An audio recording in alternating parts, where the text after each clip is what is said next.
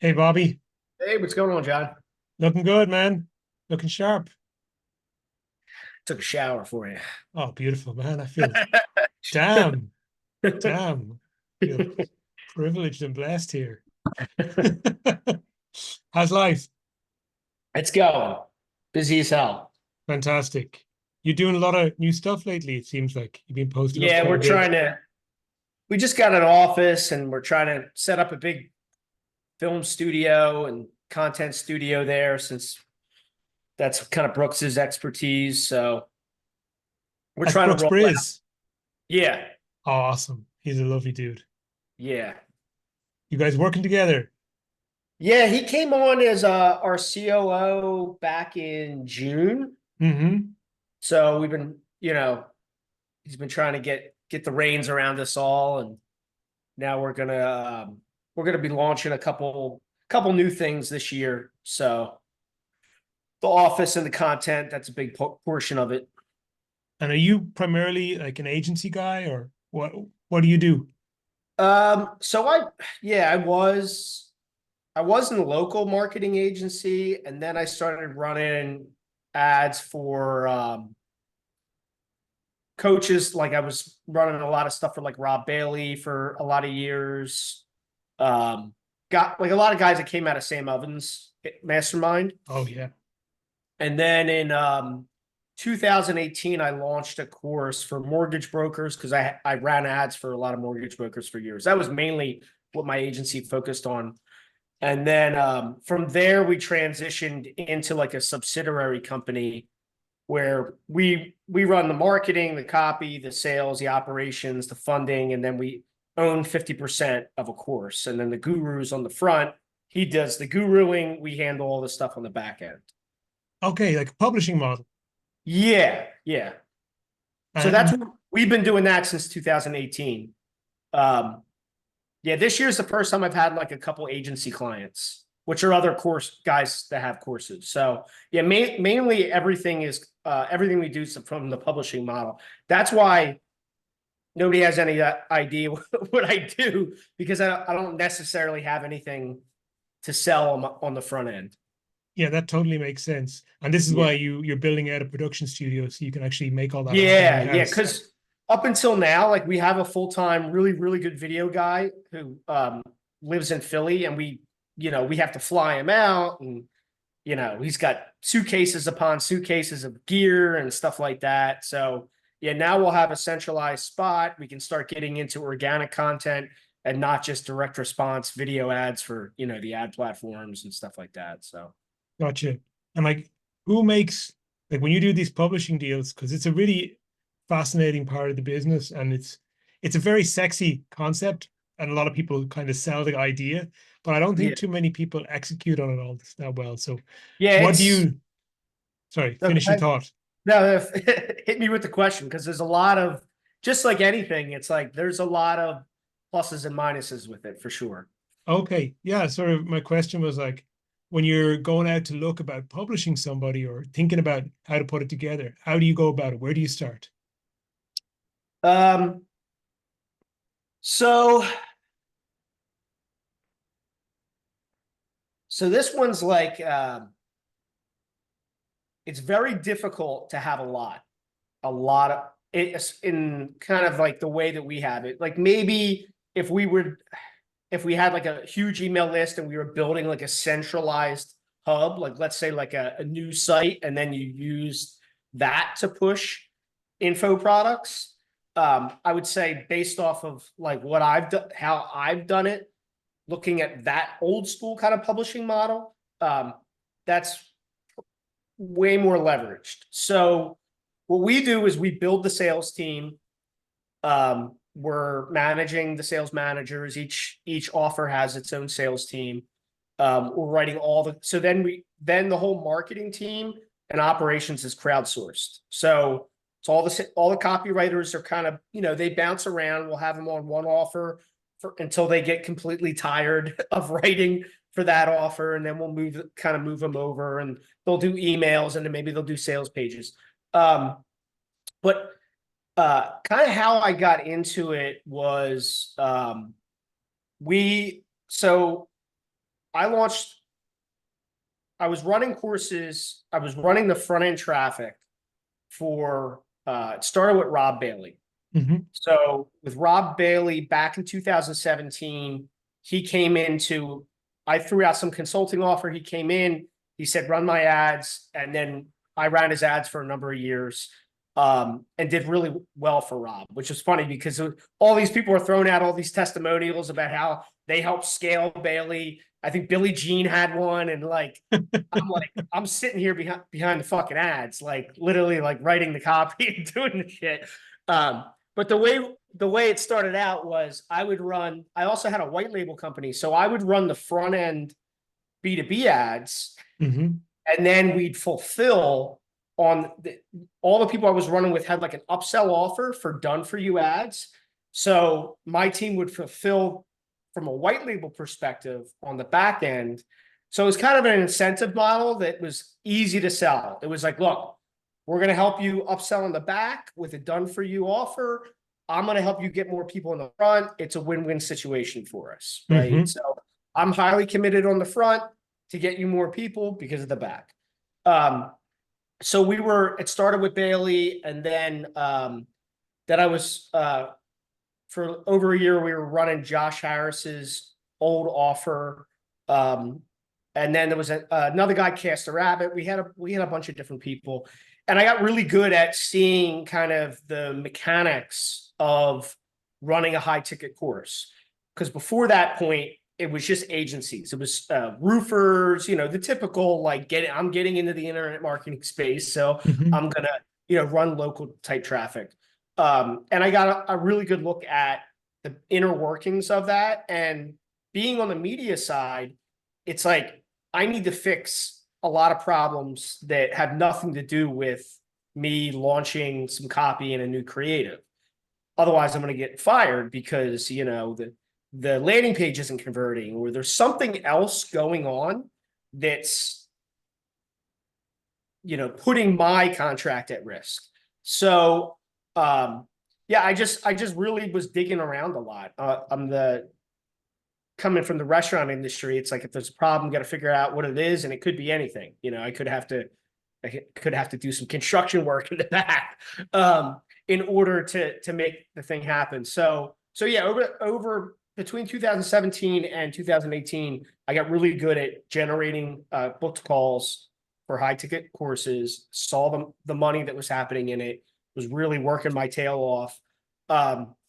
So fast forward to the summer of 2018, I was like, you know what? Let me try putting out a course for mortgage brokers. I've always only done for you for them. And we threw together like a quick ragtag sales team, and it just crushed it. We did $1 million with $200K spend in 5 months.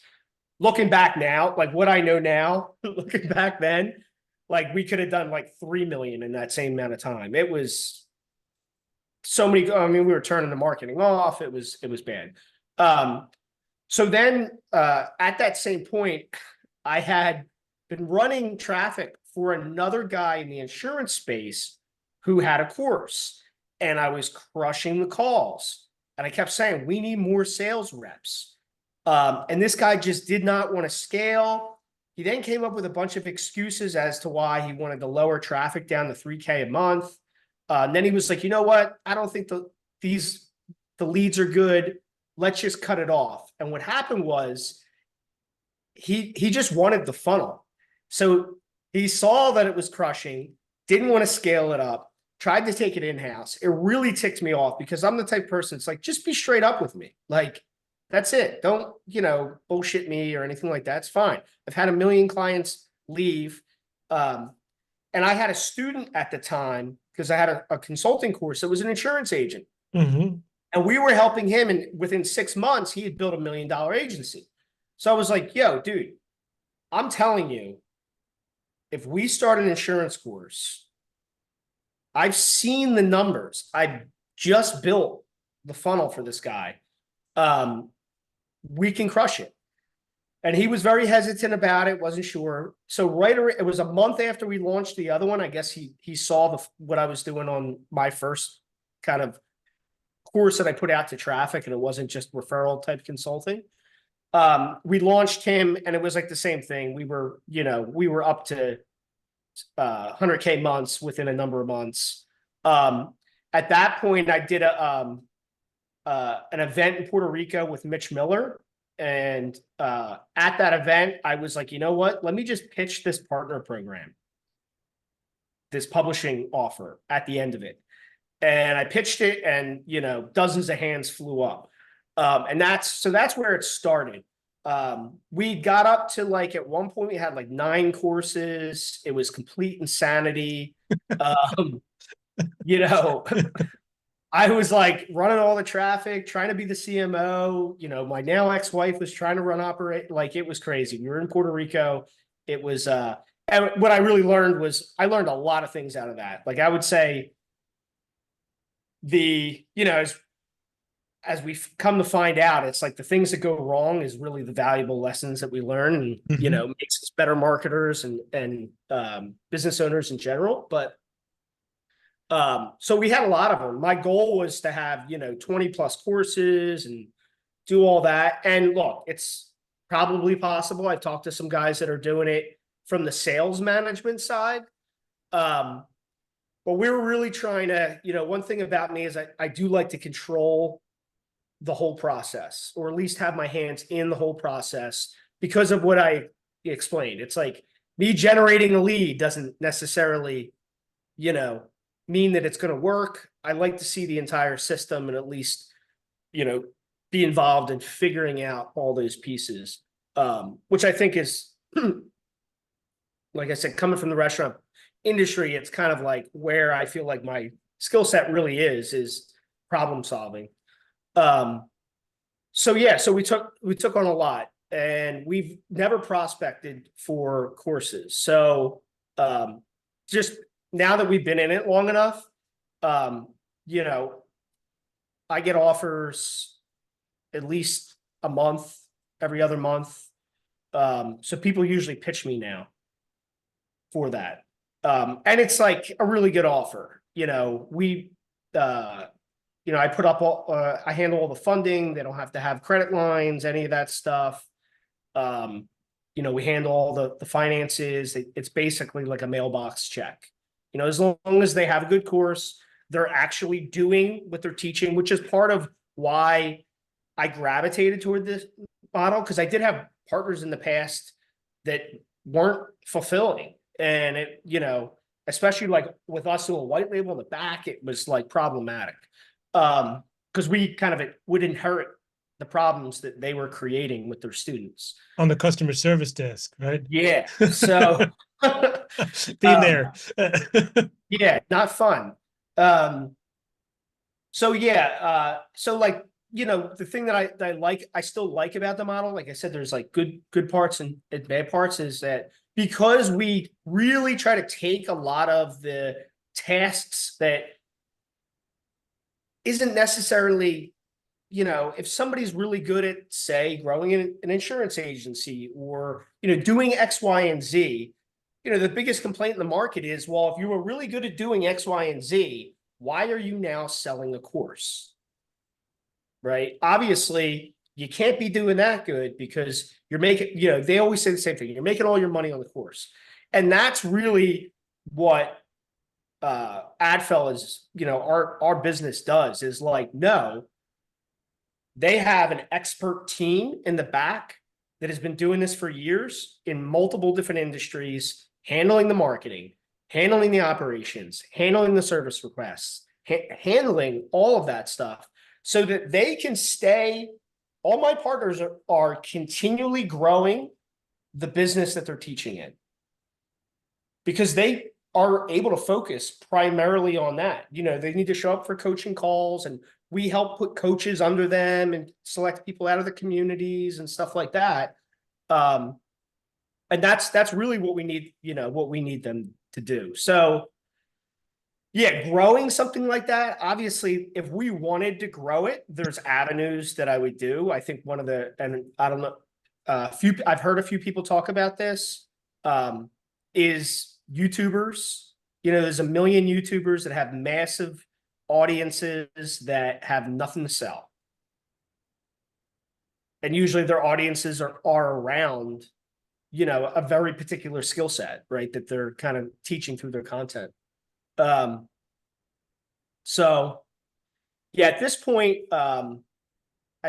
we trimmed them down, and I learned that it's much better to have a few well-oiled machines than a dozen chaotic partners running around, because that's really the battleground is the partners. It's trying to keep the partners happy, also trying to keep the partners accountable, and you know, there's a lot of different dynamics, obviously, that come up in partnerships, but there's some special ones that can come up inside of this, because usually when you start out with the offer, a lot of times, at least with us, nobody really knows who this person is, right? And then as they get successful years down the line, now everybody knows who they are. Nobody knows that there's this whole other operation that's been like a big brain of really getting it going. Not to take away from anything that they do, but it can create some power struggle dynamics I can see as that. the relationship grows. Yeah. And I guess it comes from somebody going to being relatively obscure to blown up and having hundreds of thousands of people paying attention to everything they say. It can go to people's heads, right? Right. I mean, you know, you're throwing millions of dollars a year at spend and audiences, and then you're doing events and this, that, and the other. You know, I think for anybody, it's, you know, it's obviously you're going to get more attention, and, you know, we're all human. Yeah, absolutely. And for you looking at people, I mean, and I've worked with quite a few different people in this space. When you're looking at somebody, because you are looking at from technical kind of fulfillment and machinery and sales, all that stuff is abstracted away. So you don't have to worry about that stuff. And I hear exactly what you said earlier about the traffic side. If you were just running the traffic, you have to worry, will their sales team perform? Is their marketing any good? What does their funnel actually work? Are they able to track all this shit? And there's so many unknowns. But when you have all that taken care of, and then you reduce it down to, okay, I need a face and I need an offer, or at least I need an expertise, a skill set.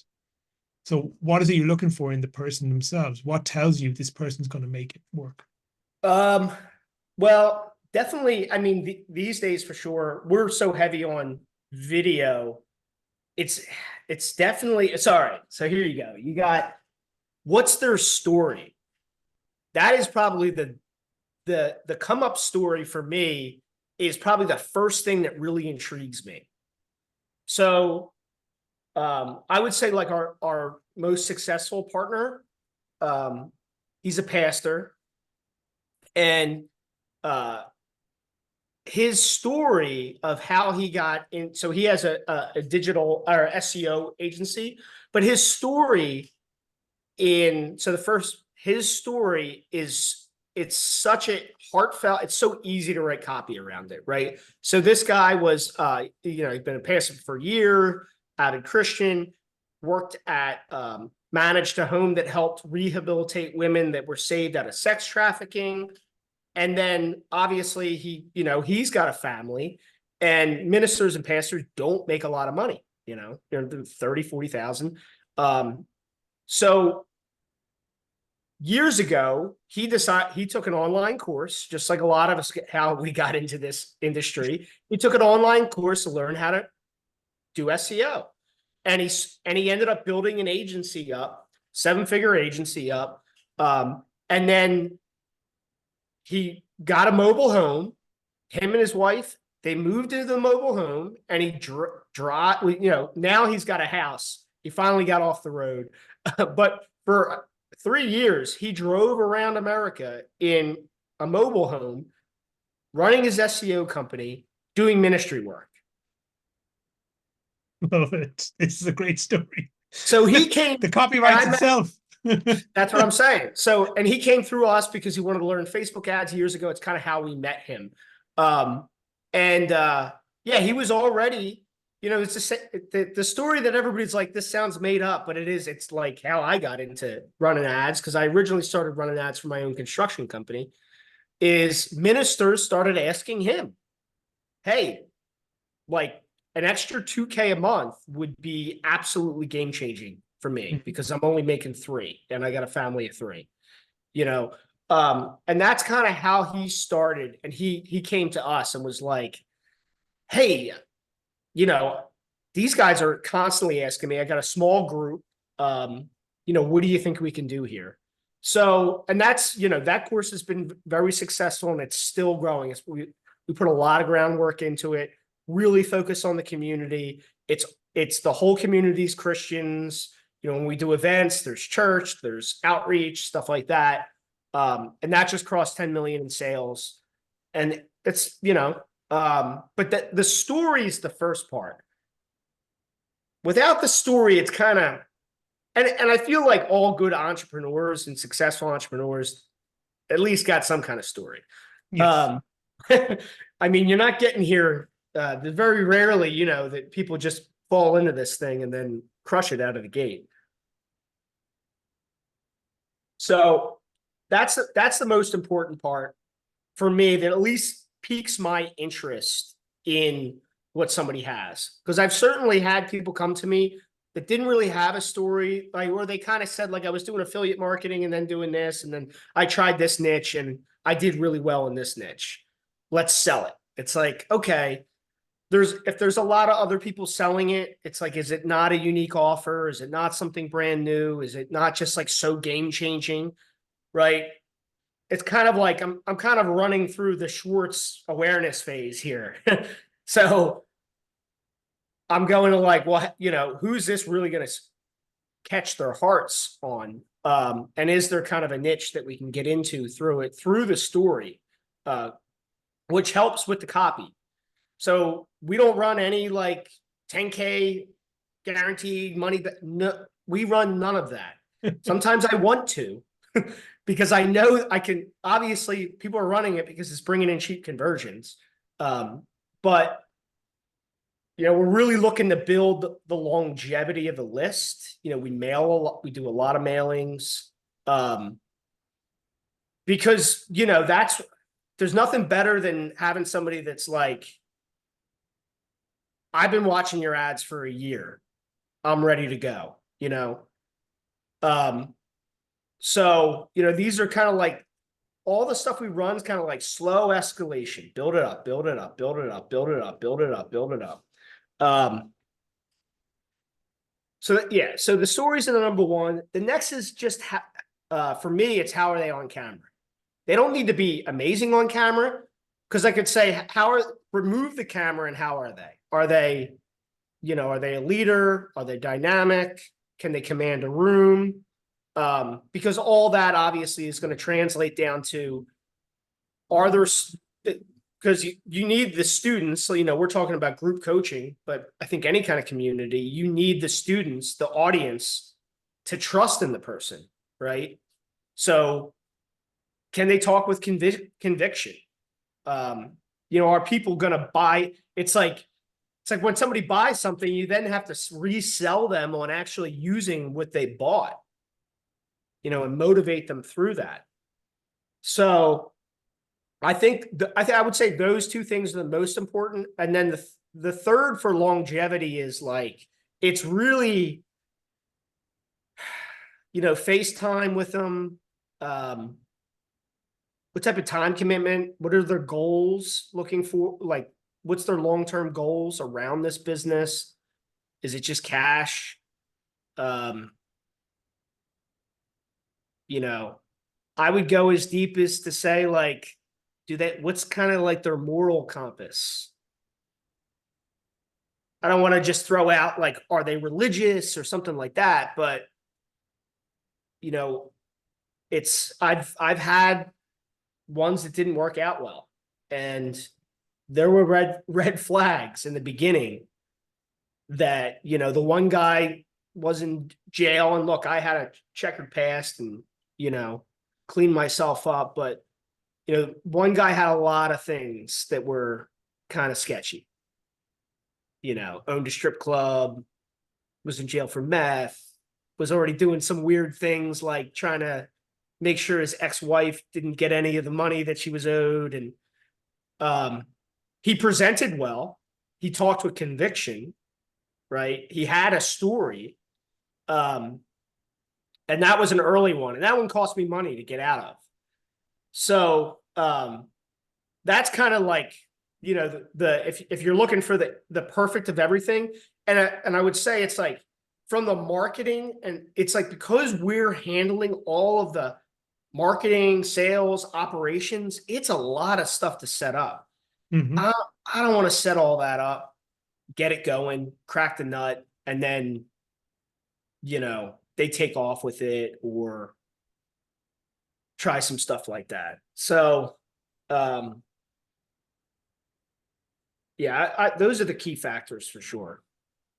Yeah, it's really interesting that you led with story first, because I thought you'd probably lead with, you know, charisma on camera.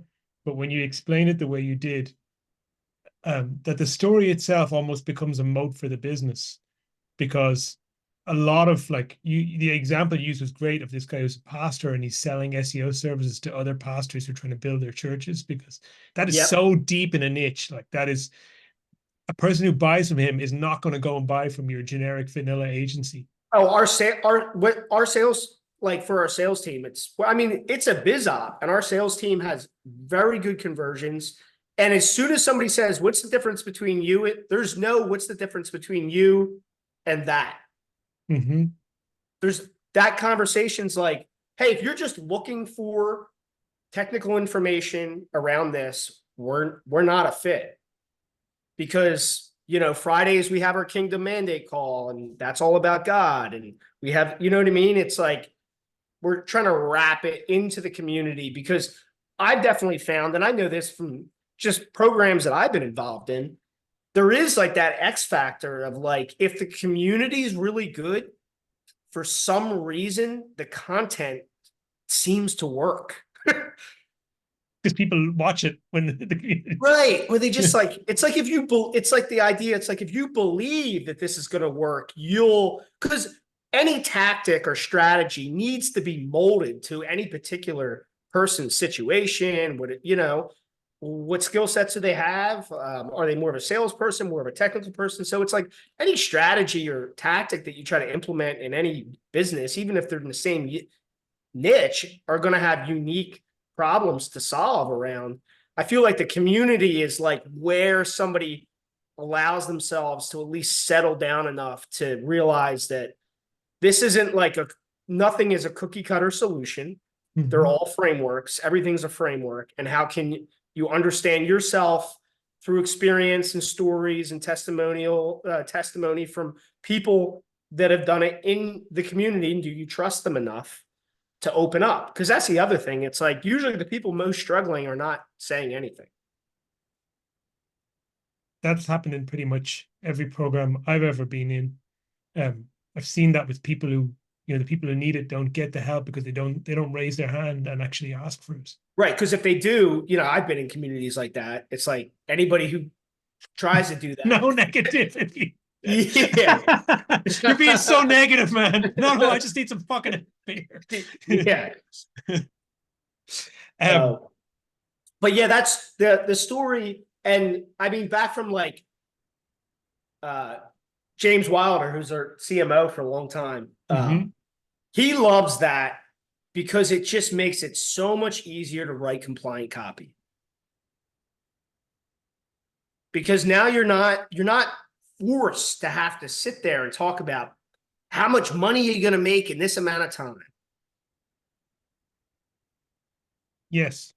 And it's like people would like really the people you want, they're, you know, it's like whether they always say usually the cheapest leads are the worst leads to begin with.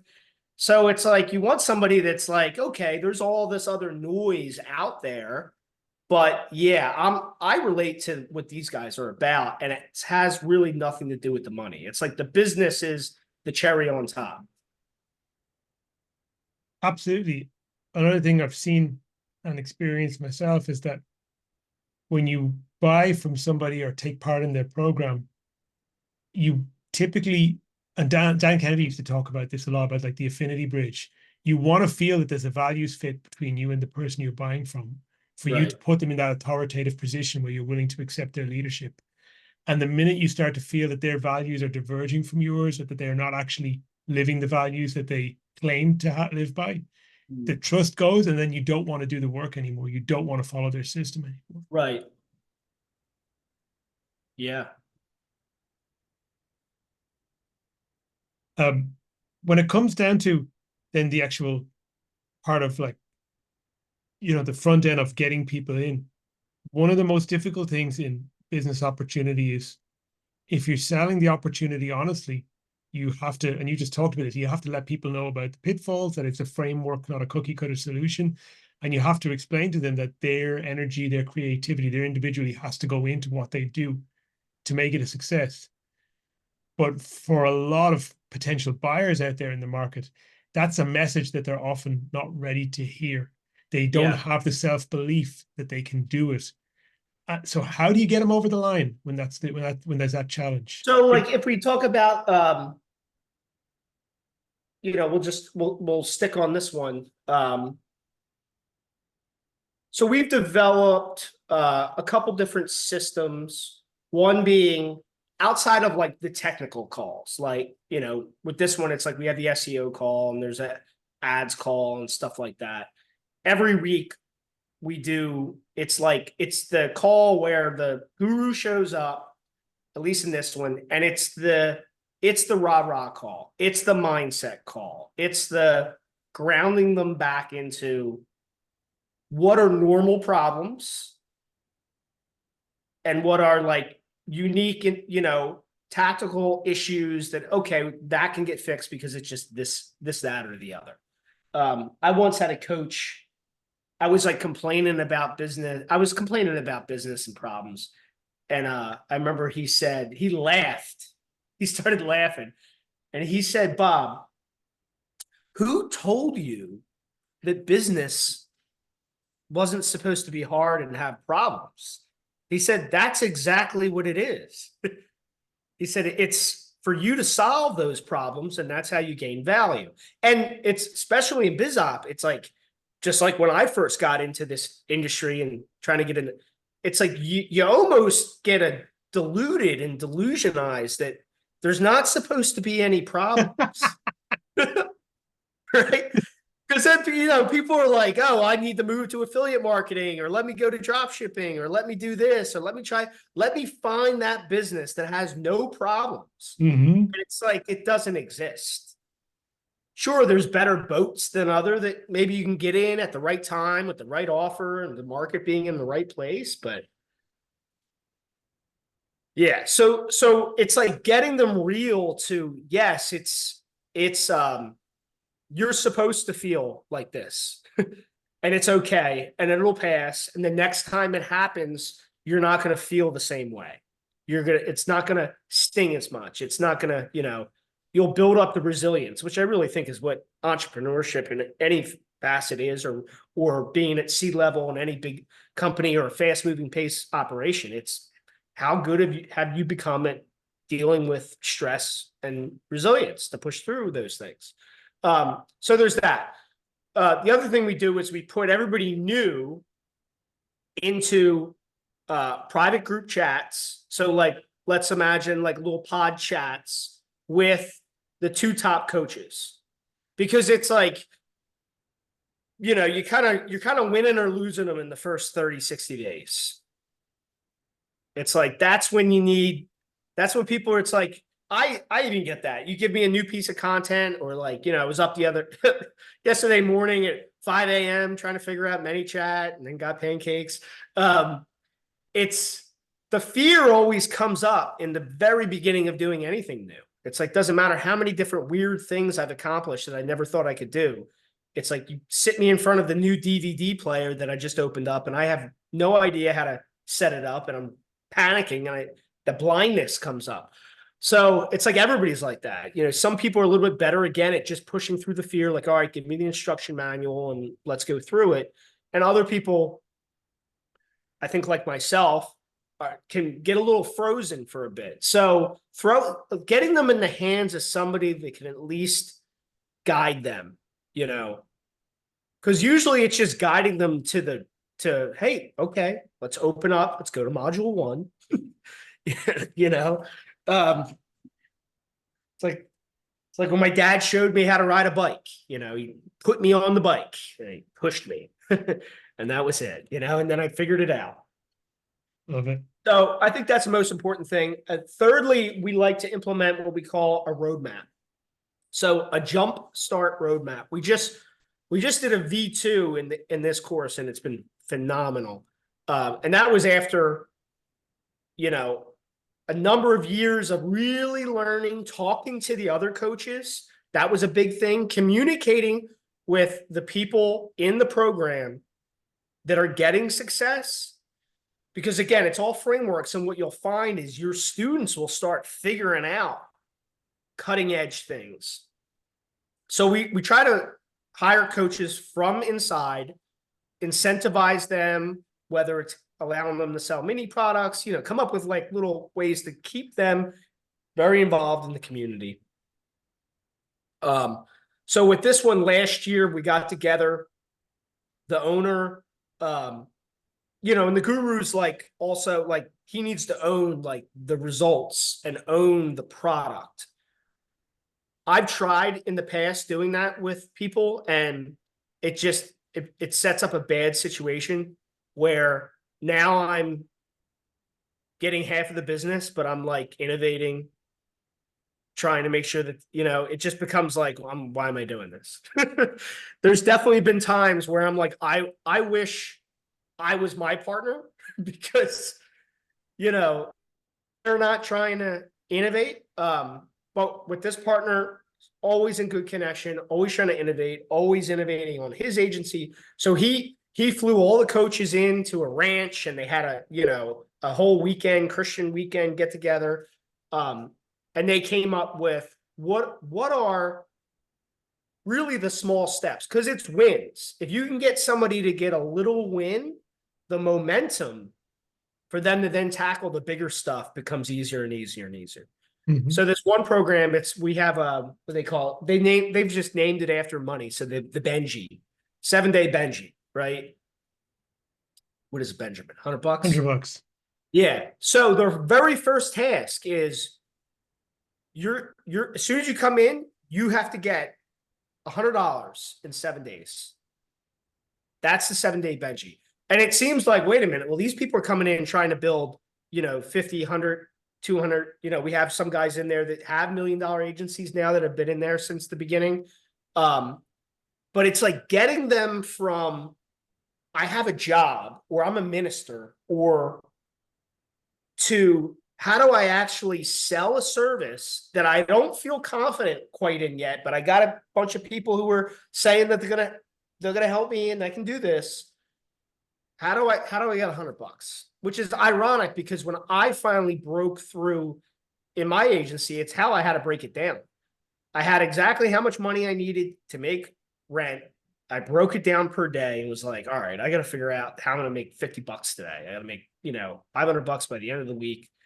So we've broken, like, as an example of this type of jumpstart roadmap, we break it down into Benji's, McKinley's, we have little, here's where you're going to start. And it's unbelievable.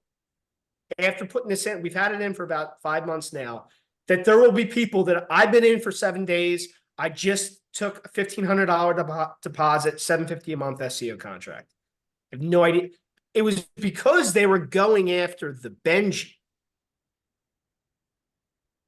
They weren't going after, God, how am I going to sell somebody this expensive package? And I have no confidence. But they went into it going after a nickel, and they, found themselves making $10. So, because they got the conversation going. So, it's always like with these things, it's how can you get them solely focused on a small win and not overwhelmed? It really comes back to the same thing I was talking about, the fear of the overwhelm of building the entire ship, rather than just, hey, go start collecting the wood that you're going to need to build this, or, go get a little piece of the pie first. Yeah, I love it. I mean, I remember the first dollar I made from Yeah. a client. Like the first time I, went from I had a 9 to 5 job, and then first time I got money from a client, and it showed up in my PayPal or whatever. It was, shit, this is magic. And then shit, like this is real, because Yeah. that moment it's not real, and then suddenly some money shows up from some stranger you never met in a different part of the planet, and it's like, oh Yeah. God, this is real now. And then it's like, okay, well, you can do it once, you can do it twice, and if you can do it for 5, you can do it for 10, and then you just go from there. Yep. With all that said, um, what I see in the market, in the biz op market, is that there's a lot of people out there who don't go that way, and they make a lot of unrealistic bullshit, like make it rain while scratching your balls type promises on the front end. Yep.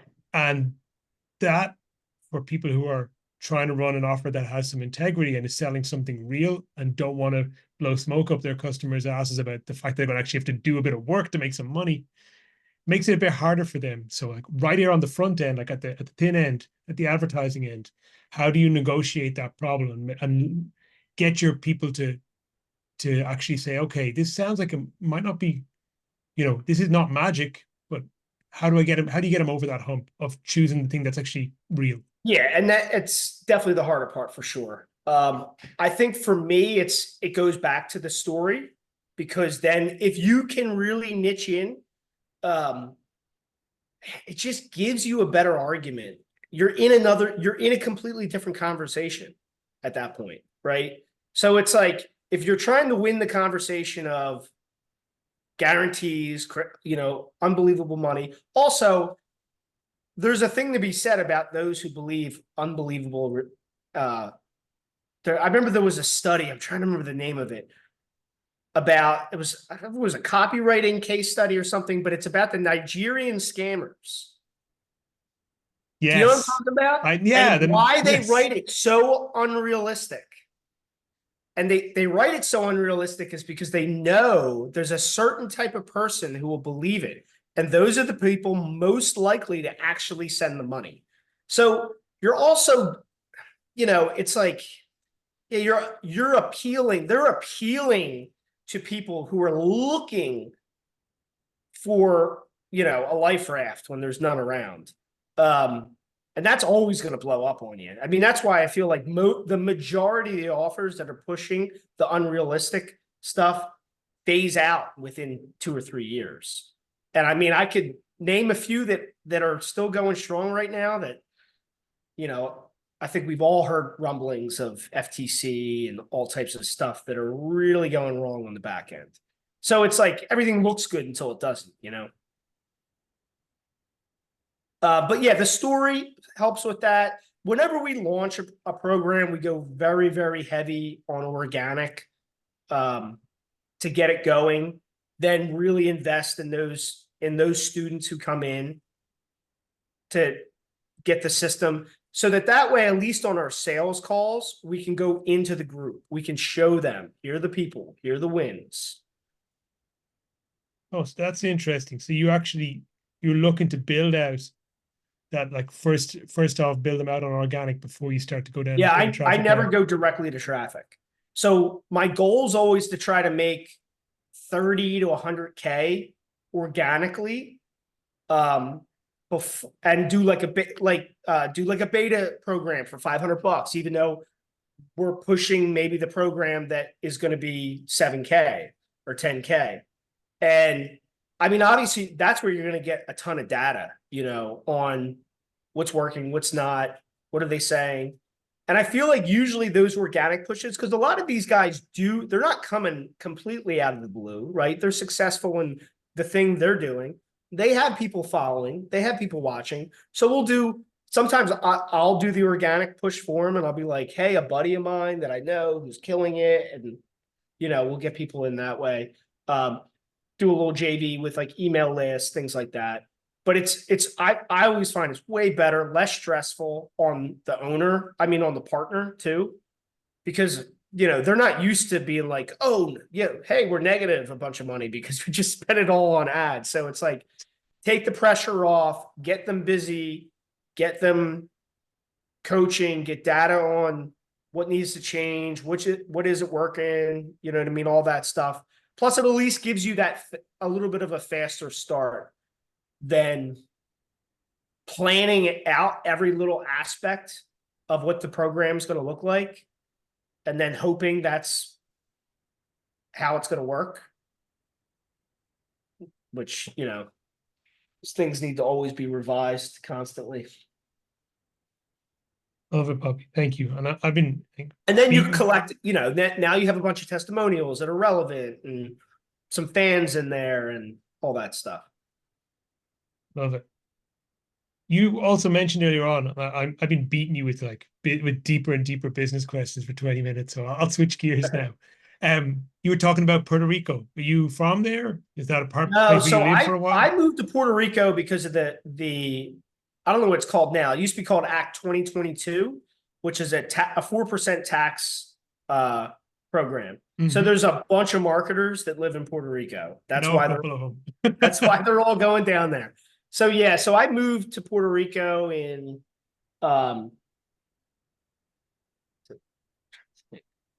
2018, was it? Or 17 maybe? Man, I can't remember.